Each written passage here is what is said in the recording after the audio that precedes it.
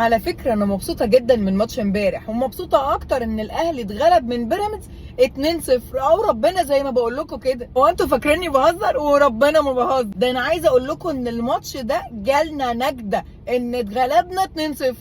فكوكوا من الماتش وفكوكوا من ان احنا اتضايقنا من الماتش. الموضوع بان جدا ان المشكله مشكله مدرب، ولو ما كناش خسرنا الماتش بتاع بيراميدز كان هيقع ريبيرو في قرابيزنا. كان لازم مشكله كبيره تحصل كده، وان الجمهور ينادي برحيل روبيرو علشان اداره النادي الاهلي تسمع بنفسها الجماهير عايزه ايه. كان لازم تحصل حاجه قويه علشان خاطر تنهي موضوع روبيرو. وطول ما هو قاعد بيليس الدنيا كده الدنيا بتتليس وما كانش هيحصل حاجه. وفي شهر 9 لو كان حل علينا شهر 9 كنا لبسنا روبيرو عشان كنا هنلبس شروط جزائيه علشان العقد بتاعه مكتوب فيه كده. فالحمد لله قضى اخف من قضى، عشان لو كان كمل معانا روبيرو ده كان على الدنيا الصلانكة على الاخر، ما كانش هيبقى دوري وبس. يبقى تعالى قابلني لو كنا شمينا بطولة. فعلشان كده بقول لك انا مبسوطة جدا من الماتش بتاع امبارح ده. ما كانش فيه جملة يا مؤمن، جملة واحدة معمولة في الملعب.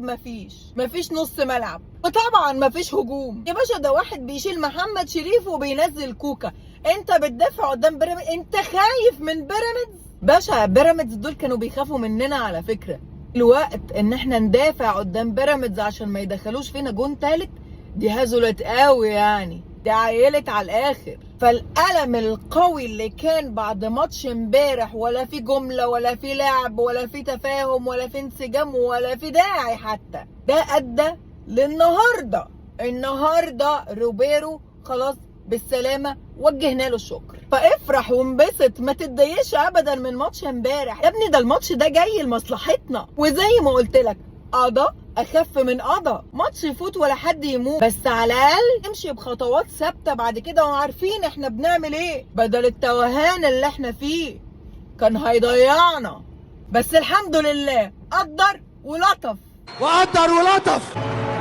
ومش عايزاك تتضايق ابدا من ماتش امبارح زي ما انا كده مش متضايقه. ماتش امبارح كان لمصلحتك اولا، والحمد لله على كل حال، ومبروك لينا كلنا. توجيه الشكر لروبيرو. ما تنساش اللايك والاشتراك والشير، دعمك هيفرق معنا كتير. وده اخر الكلام، سلام.